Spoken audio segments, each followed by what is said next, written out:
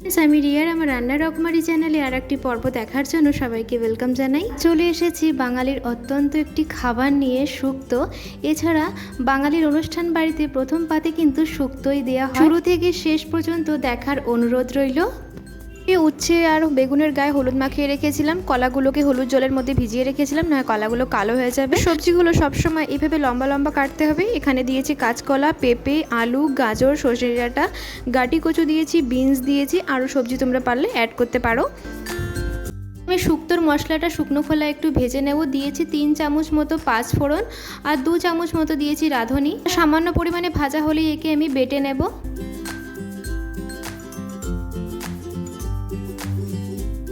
তেলের মধ্যে এবার আমি ডালের বড়িগুলোকে হালকা হালকা লাল লাল করে ভেজে নেব।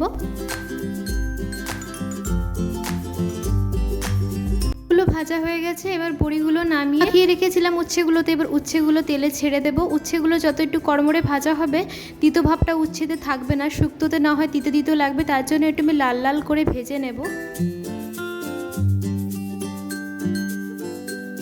বেগুনগুলোকে ভেজে নেব, হালকা হালকা লাল লাল করে ভেজে নেব, বেশি বেগুন ভাজবো না।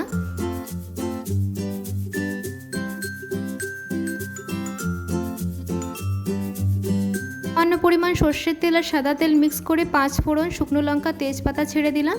একটু লাল লাল ভাজা হয়ে যাওয়ার পরে সমস্ত রকমের সবজিগুলো দিয়ে দিলাম। উচ্ছে আর বেগুনটা আমি পরে দেবো, আগে যে শক্ত সবজিগুলো আছে ওইগুলোকে আমি একটু লাল লাল করে ভেজে নেব।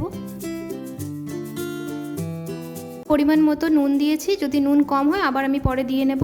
দিয়ে দিলাম আদা বাটা, পরে দিয়েছিলাম কাঁচা জিরের গুঁড়ো। ফ্লেমটা হাই করে নিয়ে এবার আমি সমস্ত রকমের সবজিগুলোকে লাল লাল করে ভেজে নেব। কিন্তু 80% ভালোভাবে ভাজা হয়ে গেছে, মূলো টুলো গাজর টাজর প্রায় গলে গেছে। এবার আমি 1 বাটি মতো দুধ দিয়ে দিয়েছি। এবার বাটি ধোয়া জলও সামান্য পরিমাণ দেবো, দিয়ে নুনটা একটু চেক করে নিয়ে এবার একটি ঢাকনা দিয়ে ঢেকে দেব। 4 মিনিট মতো ঢাকনা দিয়ে ঢেকে রেখেছিলাম। এবার ভালোভাবে জাল উঠে গেছে আর কলা, আলু, সমস্ত রকমের সবজিগুলো গলে গেছে। এবার আমি ঢাকনা দিয়ে আর ঢাকবো না, এটা গ্যাসের ফ্লেমটা হাই করে দিয়ে এবার একটু ফুটিয়ে নেব।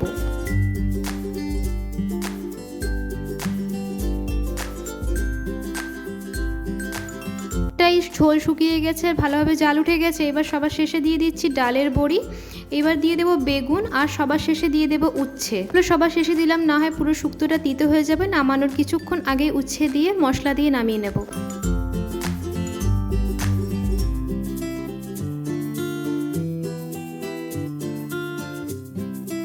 সবজি চলে গেছে, এবার সবার শেষে দিয়ে দেব শুক্তোর যে মেন মশলাটা, 5 ফোড়নের রাঁধুনিকে বেটে রেখেছিলাম, সেই মশলাটা দিয়ে স্বাদ অনুসার চিনি দেব, দিয়ে নাড়াচাড়া দিয়ে 2 থেকে 3 মিনিট পরেই আমি কি নামিয়ে নেব।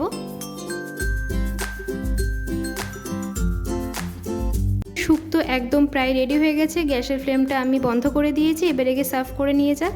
ব্যাস তৈরি হয়ে গেল খুব সহজে অনুষ্ঠান বাড়ির মতো খুব টেস্টি শুক্তোর একটি রেসিপি। এই গরমে অবশ্যই এইভাবে শুক্তো ট্রাই করে দেখবেন। আশা করি এই শুক্তো একবার রান্না করলে কিন্তু বারবার রান্না করতে ইচ্ছা করবে। এই রেসিপি যদি তোমাদের ভালো লেগে থাকে, যারা রান্নার রকমারি চ্যানেলে প্রথমবার ভিজিট করেছো তাদের কাছে অনুরোধ রইল আমার চ্যানেলটিকে সাবস্ক্রাইব করে আমার পাশে থাকার জন্য, আর পাশে থাকা বেল আইকনটিকে অবশ্যই প্রেস করে দেবে, যাতে আমি নতুন করে রেসিপি দিলে সর্বপ্রথম যেন নোটিফিকেশনটা তোমাদের কাছে যায়। সবাই ভালো থেকো, সুস্থ থেকো। নতুন একটি রেসিপি নিয়ে আবার দেখা হবে। আসি তাহলে, ধন্যবাদ।